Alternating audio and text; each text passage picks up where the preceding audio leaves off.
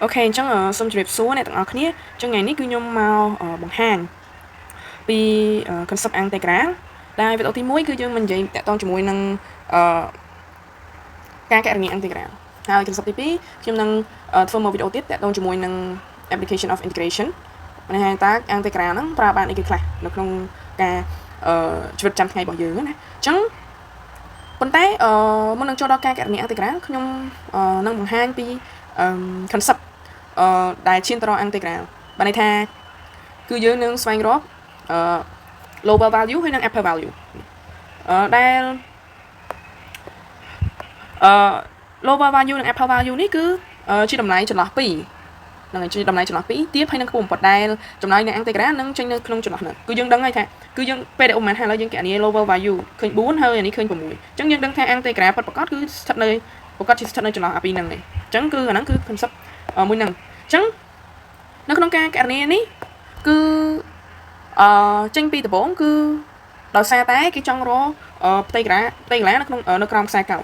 អញ្ចឹងប្រហែលថាយើងមានខ្សែកោងមួយហើយខ្ញុំចង់រកផ្ទៃកន្លែងវាធំនេះចឹងចុះនេះធំនេះចុះ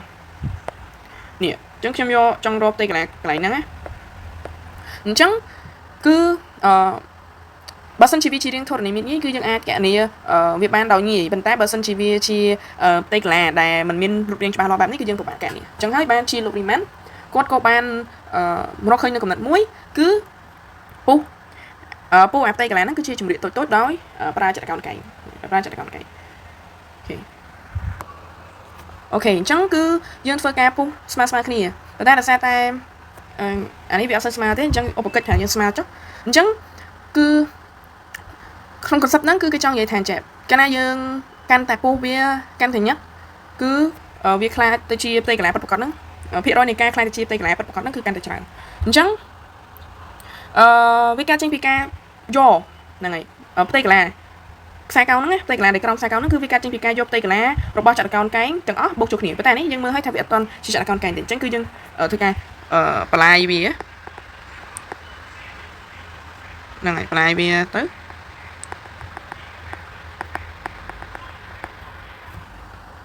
អូខេអញ្ចឹងពេលដែលយើងបលាយវាមិនខ្លាចទៅជាចក្រកោណកែងពេញលេញប៉ុន្តែនៅក្នុងការខាត់នេះចក្រកោណកែងនេះវាចង់និយាយថាវាអាចលើសឬក៏វាអាចខ្វះអញ្ចឹងបើសិនជាយើងកណនីដោយយកព្រំខាងឆ្វេងហ្នឹងហើយយើងសាកកណនីទៅបើសិនជាយើងយកព្រំខាងឆ្វេងគឺយើងចាប់ផ្ដើមចេញពីធម្មតាចក្រកោណកែងវាមិនស្មើនឹងបដោយគុណនឹងតតឹងអញ្ចឹងអាតតឹងគឺខ្ញុំតាំងពី data x ពួកអីយើងពុះហ្នឹងហើយយើងពុះឥឡូវប្រហែលថាយើងចាប់ពី a ទៅ b ចុះអញ្ចឹង data x គឺវាស្មើនឹង b ដក a នៅលើ n អញ្ចឹងគឺយើងពុះប្រមាណគឺចែកនឹងប៉ុណ្ណឹងអញ្ចឹង data x គឺស្មើគ្នាអញ្ចឹងតតឹងកន្លែងនេះគឺវាស្មើគ្នាទាំងអស់ព្រោះយើងពុះចក្រកោណកែងស្មើគ្នាណាអញ្ចឹងហើយដល់ពេលកម្ពស់ដល់ពេលបដោយគឺវាស្មើនឹង f នៃ xe នីមួយហ្នឹងឯង f នៃ xe ហ្នឹងគឺបានន័យថាបើសិនជាពុះកន្លែងនេះគឺ f នៃ xe ទី1អានេះ x ទី1អានេះ x ទី2 x ទី3អញ្ចឹងទៅអានេះបើសិនយើងយកកន្លែងនេះ x ទី4 x ទី5 x ទី6អញ្ចឹងយើងតាំងដល់ xe ដែល e ចាប់ពី1រហូតដល់ n អញ្ចឹងបើសិនជាយើងយកព្រំខាងឆ្វេងគឺនេះគឺយើងយកចេញកន្លែងនេះមួយកន្លែងនេះមួយតតឹងបដោយទី1ហើយនឹងទី1អាហ្នឹងគឺបានប៉ុណ្ណឹងហើយបើសិនជាយើងយកព្រំខាងស្ដាំគឺអញ្ចឹងគឺយើងចាប់ចេញពីនេះមកវិញនេះអូខេអញ្ចឹងពេលដែលកណនីទៅគឺយើងយកផ្ទៃកន្លែងទាំងអស់ហ្នឹងគឺបូកចូលគ្នាទៅអញ្ចឹងពេលដែលយើងពុះអញ្ចឹងអូខេឥឡូវពេលដែលយើងពុះអញ្ចឹងគឺយើងយកវាមកបូកចូលគ្នាអញ្ចឹងយើងអាចទៅសេជា sigma បានអូខេនេះគឺយើងសរសេរជា sigma នៃ e ចាប់ពី1រហូតដល់ n ហ្នឹងហើយនៃបដោយគុណនឹងតតឹងអញ្ចឹងគឺ data x អូខេអញ្ចឹងនៅពេលដែលយើងពុះបែបហ្នឹងបើសិនជាវាត្រឹមតែ10000ចម្រៀកឬក៏1លានចម្រៀកគឺវាបានត្រឹមតែប្រហែលទេគឺវាប្រហែលជាមួយនឹងផ្ទៃកន្លា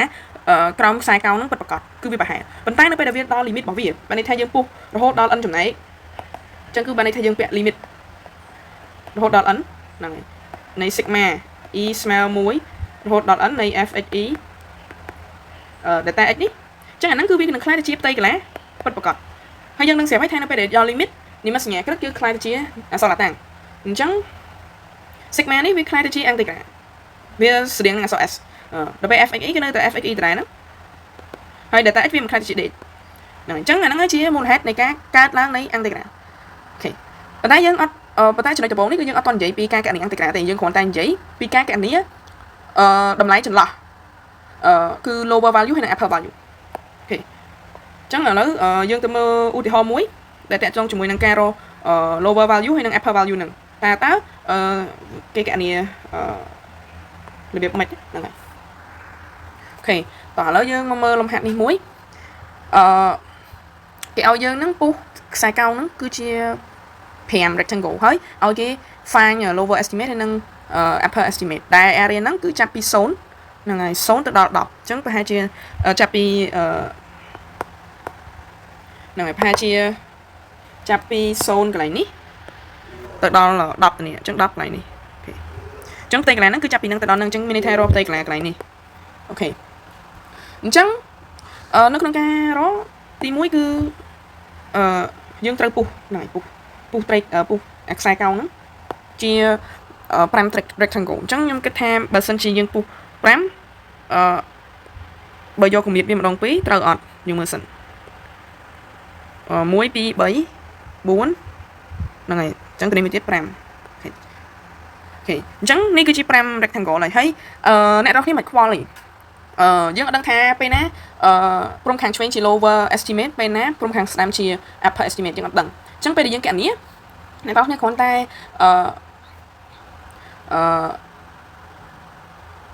អាណាទៀតជាងអាហ្នឹងជា lower estimate ហើយអាណាខ្ពស់ជាងជា upper estimate ទេហ្នឹងអញ្ចឹងយើងមិនមានរំលងនេះមួយដែលយើងរៀនមិញហ្នឹងគឺផលបូកអញ្ចឹងបើន័យថាយកផលបូកនៃផ្ទៃកន្លែងទាំងអស់បូកចូលគ្នាអញ្ចឹង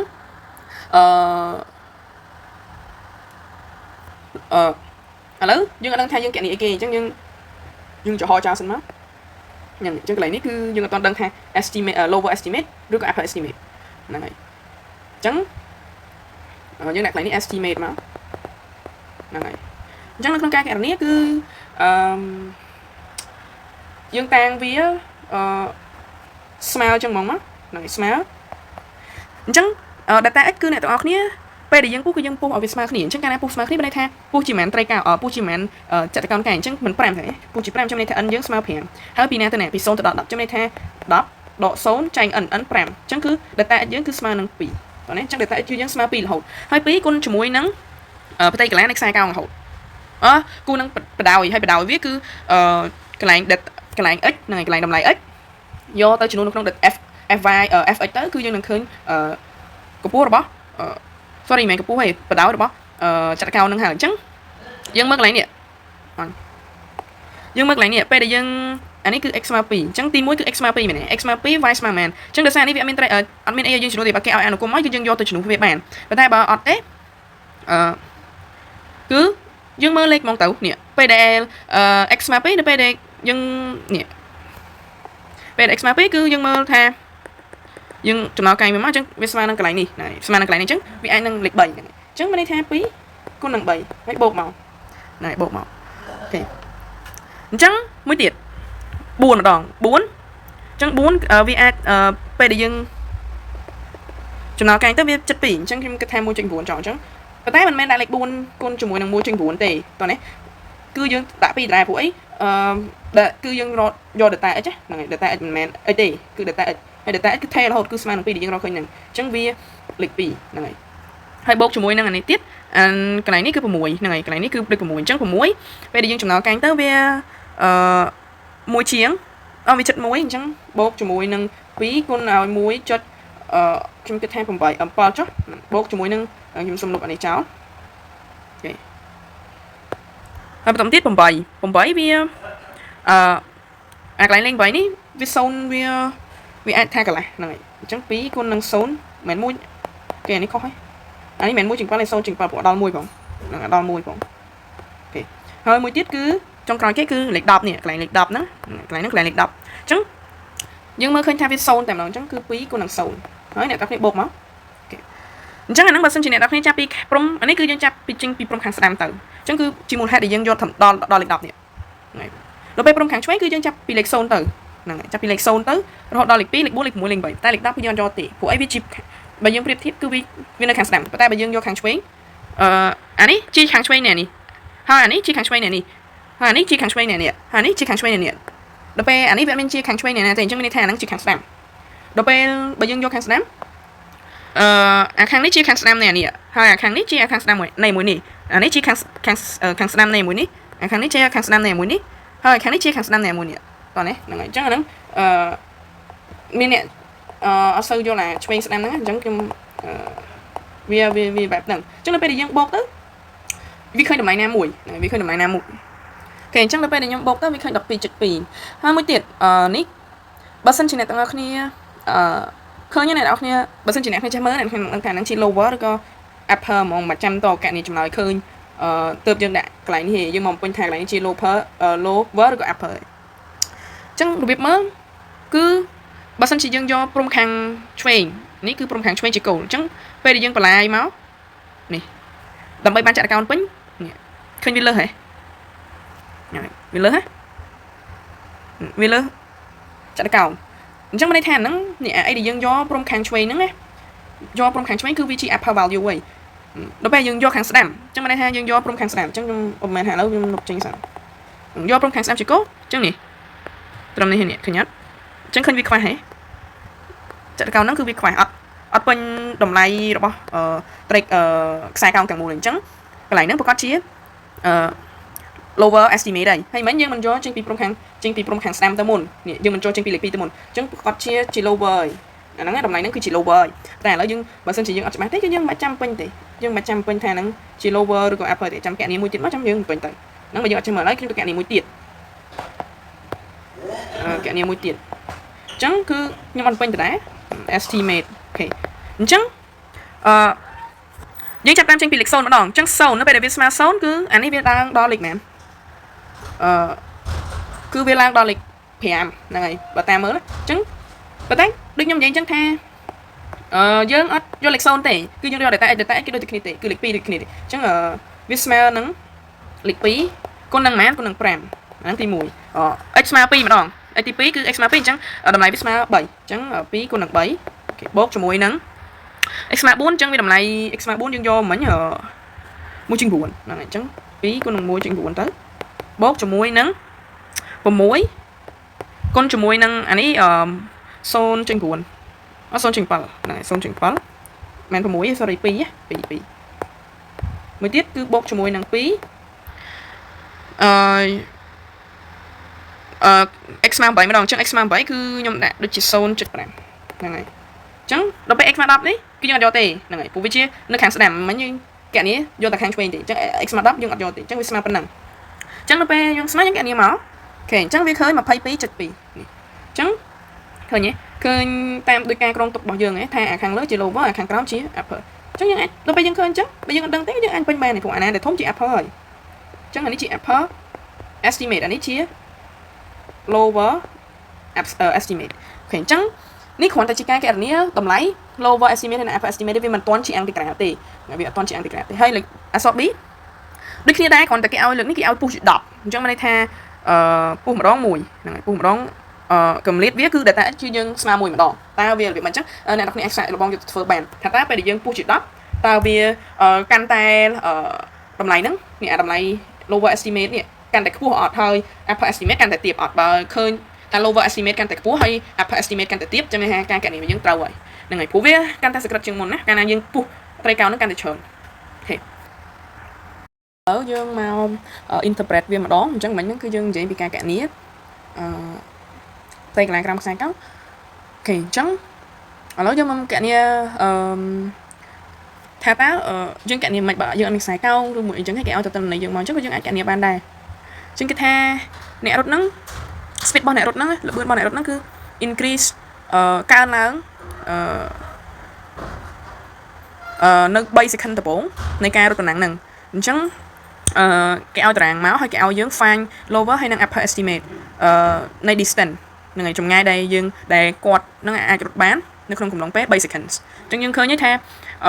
ដំបូងនៅក្នុងវិនាទីទី1គឺ0 0ព្រោះពេលហ្នឹងគឺយើងអត់ទាន់ចាប់ដើមរត់ទេនៅនាទីទីកន្លះគឺល្បឿនគាត់ 6.2 ម៉ែត្រក្នុងវិនាទីនៅវិនាទីទី1គឺ 10.8 នៅនាទីទី1កន្លះគឺ 14.9 អូខេអញ្ចឹងបន្តទៅរហូតចឹងទៅអញ្ចឹង ឥឡូវ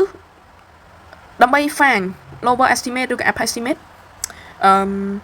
យើងត្រូវដឹងថា lower estimate ឬក៏ upper estimate គឺវា find តាម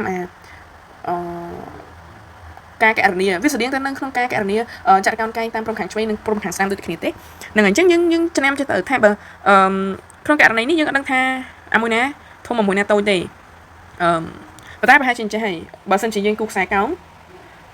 សាកគូខ្សែកោងប្រហែលជាវាកើនចេះព្រោះលបឿនវាកើនគណៈពេលគូវាកើនអញ្ចឹងវាកើនបែបនេះអញ្ចឹងបើយើងគូខ្សែកោងហើយយើងគូចាត់កោនមើលអូខេអញ្ចឹងប្រហែលជាបើសិនជាយើងកណនាតាមព្រំខាងស្ដាំប្រកាសជាវាខ្ពស់ហើយវាជា upper estimate ហើយនឹង upper estimate ប៉ុន្តែបើវាកណនាតាមព្រំខាងឆ្វេងវាជា lower estimate អាហ្នឹងគ្រាន់តែយើងប៉ានស្មានវាមើលណាហ្នឹងហើយគ្រាន់តែយើងប៉ានស្មានវាមើលហើយអូខេអញ្ចឹងដើម្បីកណនា lower estimate ឬក៏ upper estimate យើងបានរៀនរួចហើយបើវាជា lower ឬក៏ upper estimate យើងបាច់ខ្វល់ទេសំខាន់យើងពេលដែលយើងកណនាគឺយើងចោលមកតម្លៃលេខអញ្ចឹងន័យថាបើសិនជាយើងកណនាយកពីលេខ0ទៅយកពីលេខ0ទៅអញ្ចឹងគឺយើងចោលលេខ3នេះហ្នឹងយើងចោលលេខ3ហ្នឹងប៉ុន្តែបើយើងកណនាចាប់ពីលេខ5នេះទៅអញ្ចឹងគឺយើងកណនាដល់លេខ3អាហ្នឹងគឺប៉ុណ្ណឹងឯងមានន័យទេអញ្ចឹង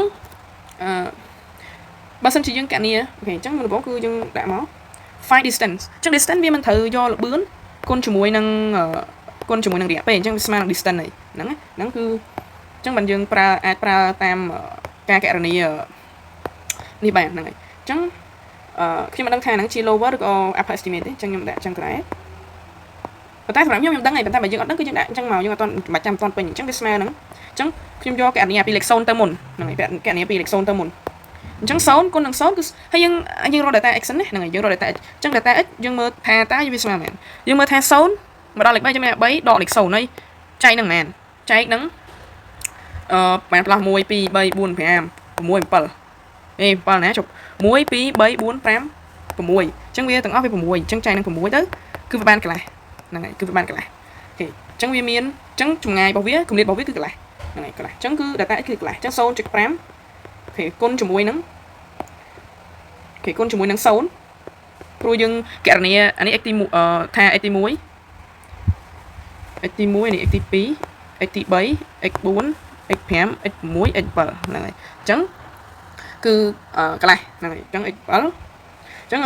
x 2គឺ 0.5 អញ្ចឹង 0.5 វាបាន 6.2 អញ្ចឹង 0.5 គុណនឹង 6.2 ហើយបូកជាមួយនឹង 0.5 ទៀត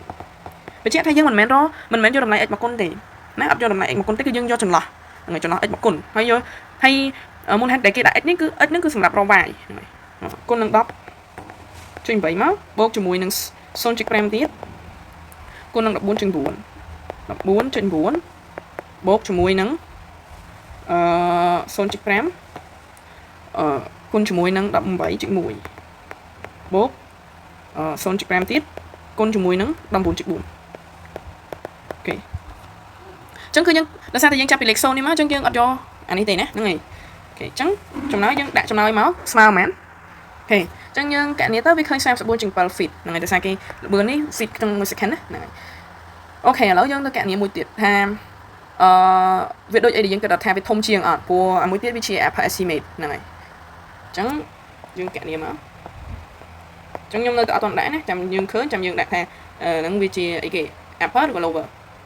អញ្ចឹងស្មើមកអញ្ចឹង0នេះគឺយើងអត់យកទេអញ្ចឹងយើងចាប់តាមចេញពីព្រំខាងស្ដាំអញ្ចឹង 0.5 គុណនឹង 6.2 បូកជាមួយនឹង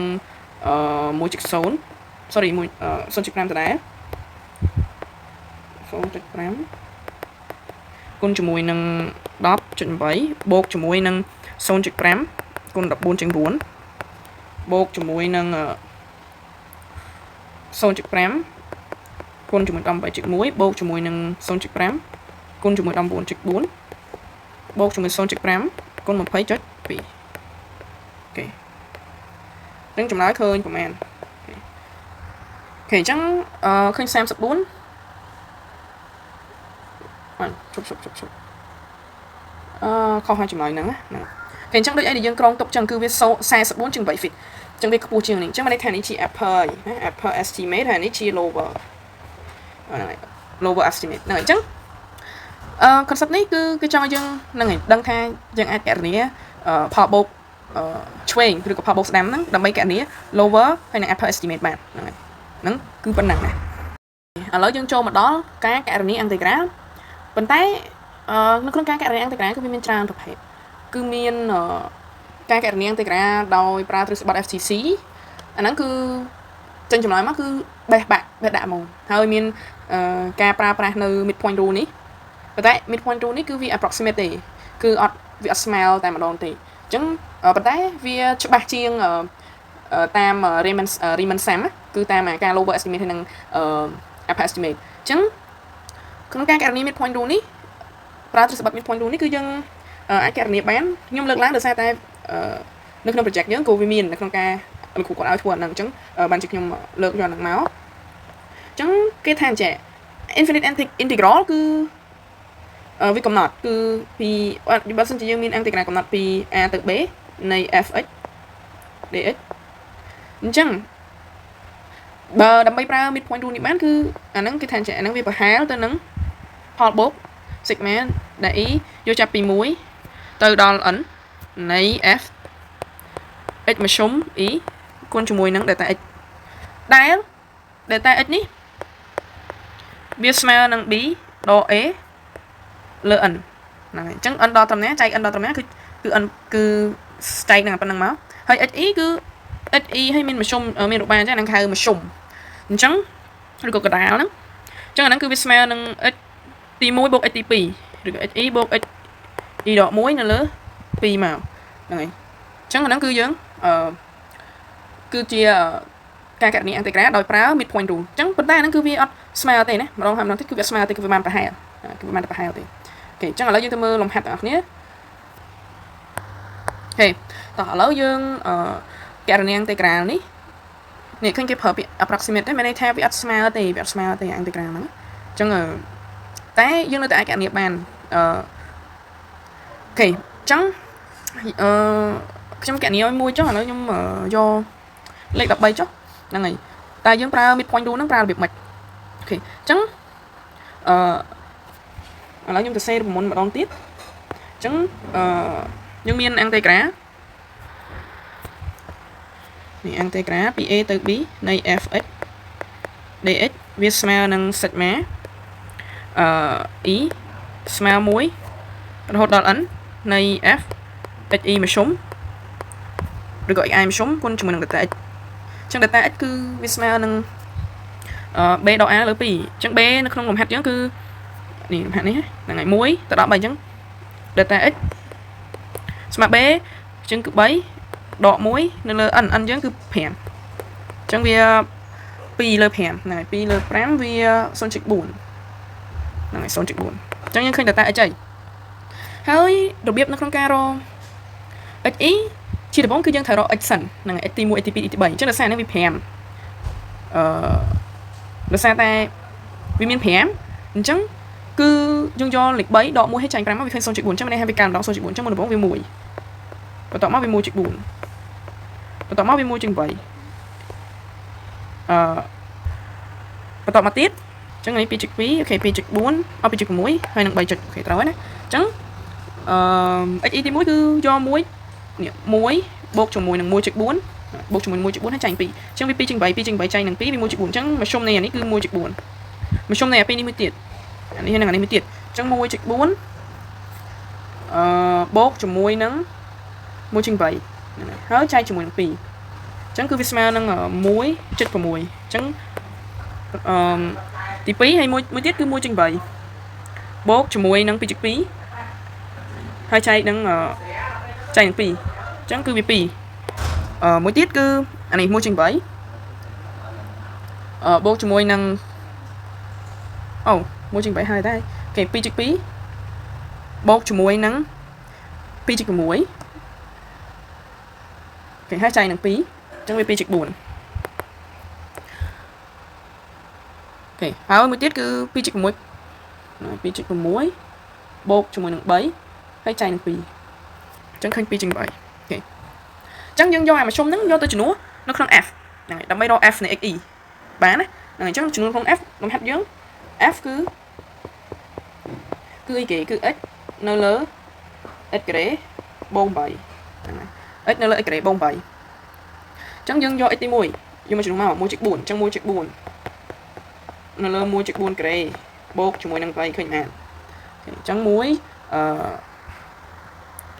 ខ្ញុំសុំរកឲ្យសិនទៅចាំខ្ញុំរកឲ្យចាំខ្ញុំបង្ហាញវិញទៀតកុំឲ្យយើងកុំឲ្យយូរណាហ្នឹងហើយអូខេអញ្ចឹងឥឡូវខ្ញុំបានរកឲ្យហើយអញ្ចឹងអីដែលយើងត្រូវធ្វើនេះពេលដែលយើងរកឃើញទាំងអស់ហ្នឹងហើយយើងយកហ្នឹងមកបុកចូលគ្នាប៉ុន្តែកុំភ្លេចគុណនឹង0.4 ផងអញ្ចឹងបានន័យថាយើងអាចយក 0.4 គុណ 0.4 ហើយបូកជាមួយនឹងគុណ 0.4 នេះយកហ្នឹងបូកចូលគ្នាក៏បានឬមកក៏យកហ្នឹងបូកចូលគ្នាហើយចាំគុណនឹង 0.4 ក៏បានដែរយើងចាប់ 0.4 ជាកតាអូខេអញ្ចឹងឥឡូវខ្ញុំសាកខ្ញុំយកហ្នឹងបូកចូលគ្នានឹងយកទាំងអស់នេះដែលយើងរកឃើញហ្នឹងយកទៅបូកចូលគ្នាហើយគុណនឹង 0.4 តើវាឃើញតម្លៃប្រមាណអូខេអញ្ចឹងបន្ទាប់ពីខ្ញុំរកហើយខ្ញុំយកបូកចូលគ្នាហើយខ្ញុំយកទៅគុណនឹង 0.4 ទៅខ្ញុំឃើញថាចំណោយវាស្មើប៉ុណ្ណឹងឯងហ្នឹងហើយវាជាចំណោយប្រហែលហ្នឹងវាជាចំណោយប្រហែលអូខេអញ្ចឹងនេះគឺជាការរកអានតេក្រាលតម្លៃអានតេក្រាលតម្លៃប្រហែលហ្នឹងហើយប្រើ midpoint rule តែឥឡូវយើងសាកកណនាវាដោយប្រើអានតេក្រាលដោយការប្រើ FCC ហ្នឹងហើយទ្រឹស្បត្តិ FCC មើលថាតើវាពួក FCC ចេញមកគឺវាដូចតែម្ដងហ្នឹងហើយវាដូចតែម្ដងហ្នឹងអញ្ចឹងខ្ញុំកណនាអានតេក្រាល31ចឹងនេះខ្ញុំសរសេរថា x ការ៉េបូក8 ព្រីមនៅលើ x ការ៉េបូក8 dx ហ្នឹងហើយអូខេអញ្ចឹងអាហ្នឹងគឺវាស្មើនឹងលិននៃ fx អញ្ចឹងលិននៃ fx អញ្ចឹងគឺវាស្មើនឹងលិននៃនៃ x ការ៉េបូក8អញ្ចឹងវាកំណត់ពី3ទៅ1អញ្ចឹងយើងកណនាទៅ3ការ៉េវា9 9បូក8វា17អញ្ចឹងលិន17ដកជាមួយនឹងលិន9អូខេសាកយកកាសចូលមកកណនាមើលវាឃើញចំណោយប្រហែលហ្នឹងអូខេអញ្ចឹងកន្លែងនេះគឺយើងផ្លេចដាក់ណាហើយផ្លេចដាក់1 លើ 2ព្រោះអីពេលដែល derivative ទៅបើយើងដាក់1 លើ 2ទៅស្រួលអស់អញ្ចឹងនេះ1 លើ 2អញ្ចឹងចម្លើយឃើញប្រហែលជា0.3179អញ្ចឹងយើងមើលទៅគឺវាប្រហែលគ្នាហ្នឹងហើយបើយើងប្រៀបធៀបហ្នឹងហើយអានេះហើយនឹងអានេះហ្នឹងគឺវាប្រហែលគ្នាអញ្ចឹងបង្ហាញឃើញថា midpoint rule ហ្នឹងគឺវាច្បាស់ជាង Riemann sum ដែលគាត់ធ្វើប្រើព្រំខាងឆ្វេងព្រំខាងស្ដាំនេះគេប្រើ midpoint ហ្នឹងហើយអូខេអញ្ចឹងអ្នកទាំងអស់គ្នាអាចយកទៅធ្វើលំហាត់3ទៀតយកទៅអនុវត្តទៅហ្នឹងហើយអូខេនៅក្នុងការកណនាអានតេក្រាលដែលប្រើ midpoint rule ដែរប៉ុន្តែលើកនេះគឺវាមានចូលមកជាមួយនឹង upper ហើយនឹង lower estimate មកដែរអញ្ចឹងវាលំហាត់នេះគឺវា double អីដែលយើងបានរៀនមួយហ្នឹងអញ្ចឹងអូខេគេថាអូខេនិយាយស្រួលស្ដាប់ទៅគេឲ្យយើងរកថាតើកម្ពស់នៃមិនកម្ពស់អានេះអ្វីដែលហ្នឹងហើយបន្ទុះភ្នំភ្លើងហ្នឹង material ដែលចេញមកហ្នឹងក្រោយពី6វិនាទីដែលបានផ្ទុះហ្នឹងតើវាមានតម្លៃប៉ុន្មានអញ្ចឹងគេឲ្យយើងប៉ាន់ស្មាន lower value ហើយនិង upper value ហើយបន្តមកទៀតប្រើ midpoint rule ដើម្បី estimate ថាតើវាប្រហែលពួក midpoint value យើងដឹងហើយថាវាល្អិតល្អន់ជាង upper និង lower អញ្ចឹងយើងរក upper មកស្មើប៉ុន្មាន lower ស្មើប៉ុន្មានហើយយើងរក midpoint តើវាស្មើប៉ុន្មានអញ្ចឹងដោយសារតែនេះវាកើនអញ្ចឹងយើងអាចនិយាយថា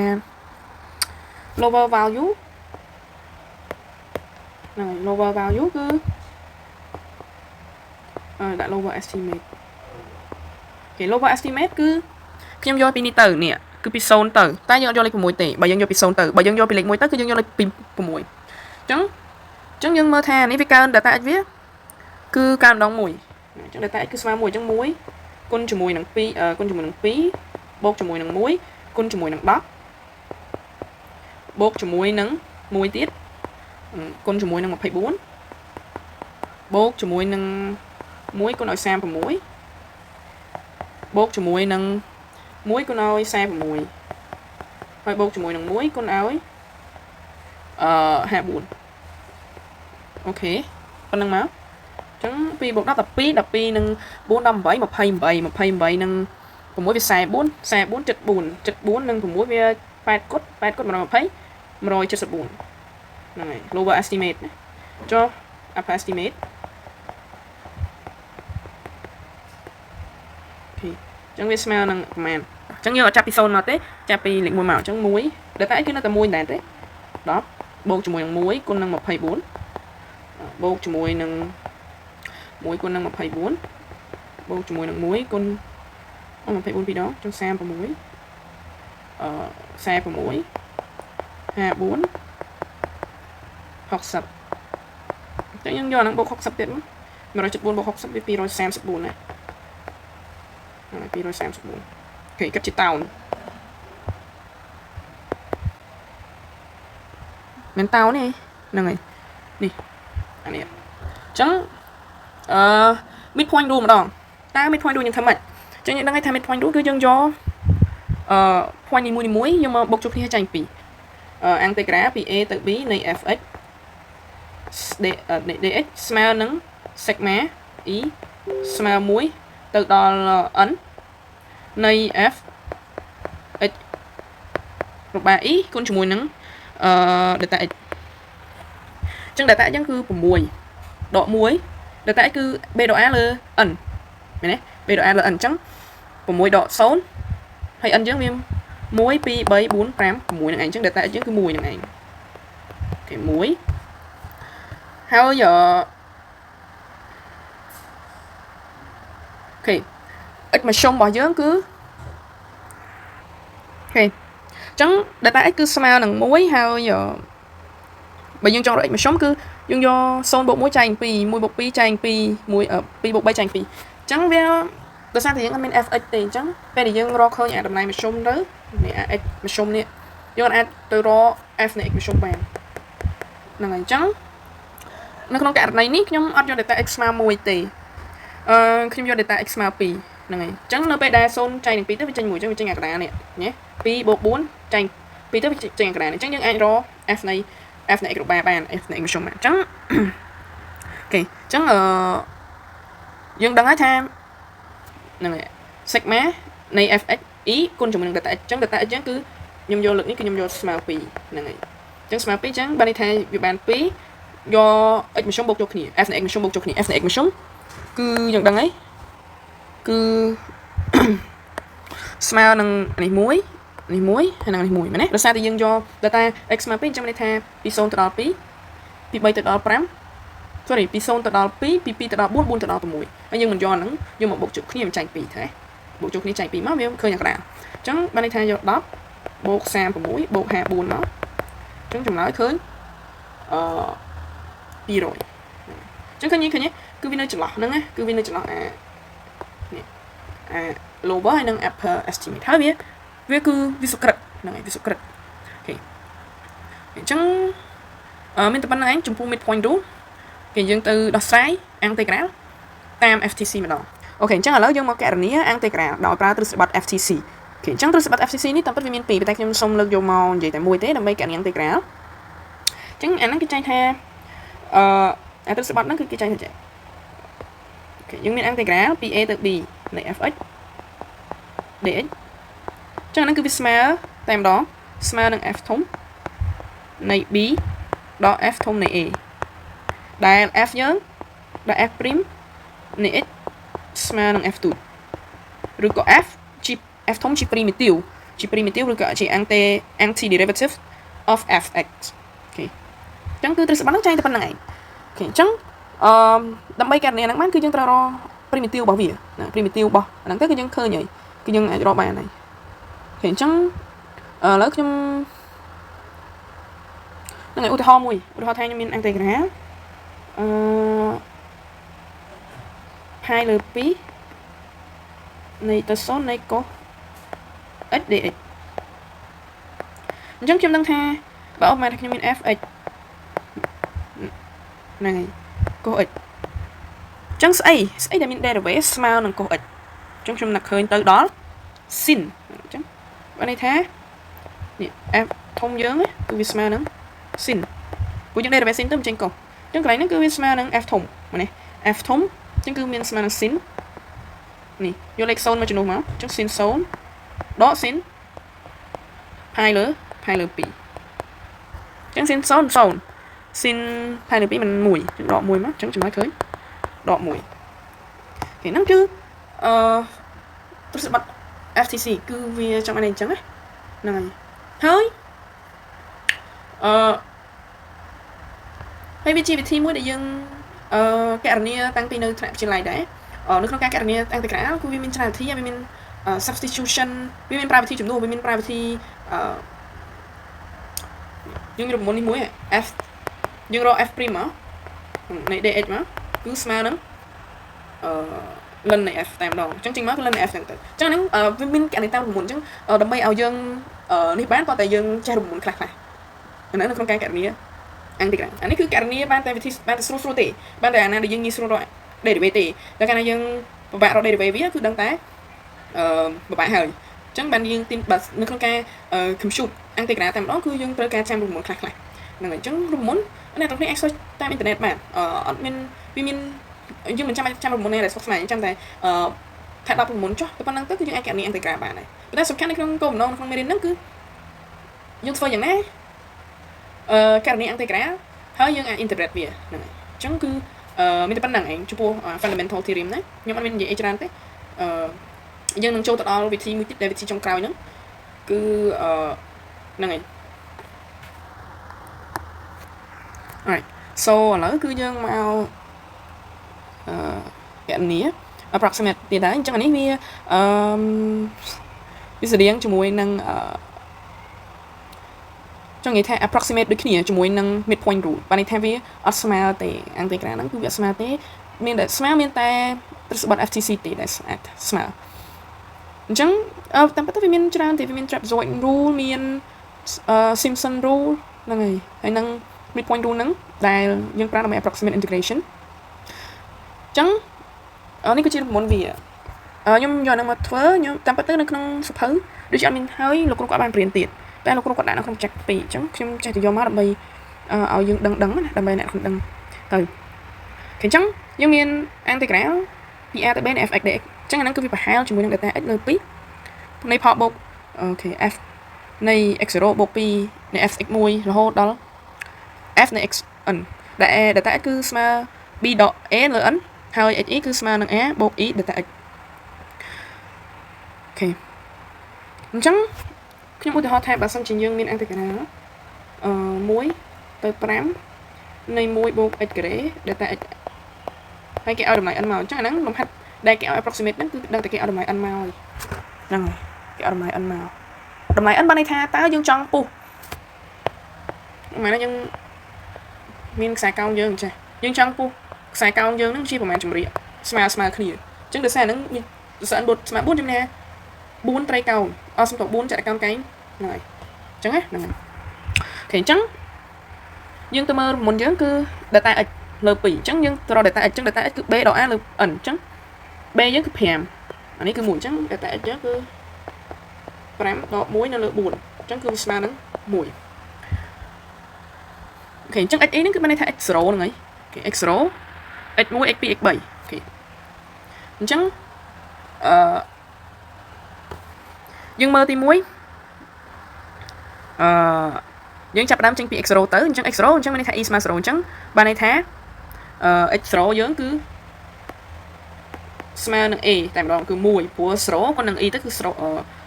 បានន័យថា0គុណនឹង1គឺ0ហ្នឹងអញ្ចឹងគឺស្មើនឹង1ហ្នឹងឯងហើយដល់ពេល x ទី2គឺវាស្មើនឹងអូខេ a អញ្ចឹង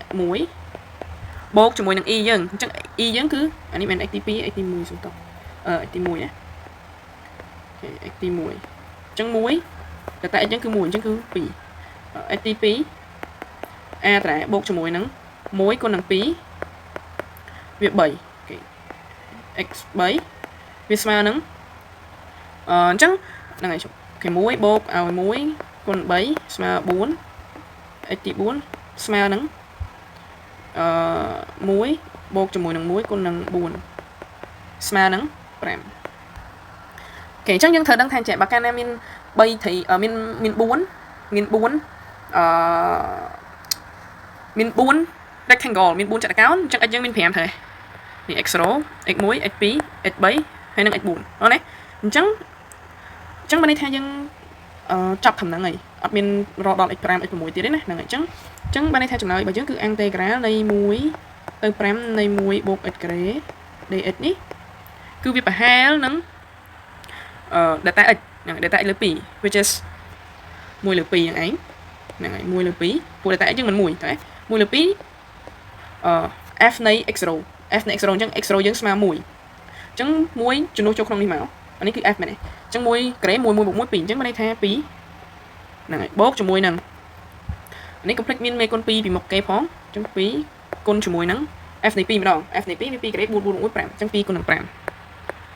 ហើយបូកជាមួយនឹង2គុណនឹង3អញ្ចឹងវា2គុណជាមួយនឹងនេះគុណណាហ្នឹងហើយ3ការ៉េវា9 9នឹង1 10ហ្នឹងហើយអញ្ចឹងយើងធ្វើអញ្ចឹងរហូតដល់អស់ x យើង4ម្ដងអញ្ចឹង4ការ៉េ16 16 17អញ្ចឹង2គុណ17ហើយចុងក្រោយគេ x យើងគឺអត់គុណអត់គុណនឹង2ទេអត់គុណនឹង2ទេអញ្ចឹង5ការ៉េ9 5ការ៉េ25 25 26 26អញ្ចឹងគុណនឹង26ហ្នឹងហើយ26ចឹងយើងបូកមកចឹងអានេះវា10អានេះវា10 20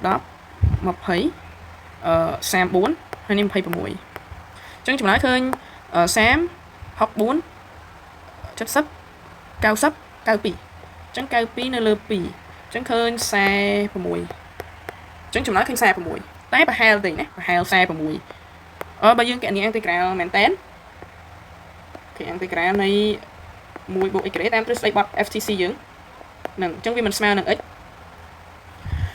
បូកជាមួយនឹងx 3លើ3ត្រូវទេហ្នឹងហើយ x 3លើ3អញ្ចឹងយើងបាន5បូក5គីបលើ3ដក1បូក1គីបលើ3អូខេអញ្ចឹង5គីបវា125ដូចជាចែកអត់ដាច់ទេអញ្ចឹងដាក់5ដែរអញ្ចឹង5 3ដង15តម្រូវគេបែង125ដកឲ្យ3ដក3លើ3មើលអូខេអញ្ចឹងអូខេអញ្ចឹងឃើញ100អានេះឃើញ140 ដក9ឃើញ131ហ្នឹង131លើ3អញ្ចឹងបើចែកទៅវាអូខេអញ្ចឹងខ្ញុំចែកឲ្យឃើញ43.6 43.6អញ្ចឹងវាប្រហែលគ្នាប្រហែលអូខេអញ្ចឹងអានេះគឺChapswade rule ហ្នឹងហើយអញ្ចឹងមានតែប៉ុណ្្នឹងឯងអាហ្នឹងអញ្ចឹងក្នុងការ compute integral យើងគឺមានតែប៉ុណ្្នឹងឯងសំខាន់គឺយើងចេះកណនី integral ដោយប្រើ FTC ហើយមួយទៀតគឺយើងចេះ approximate integral ដោយប្រើ midpoint rule ក៏បាន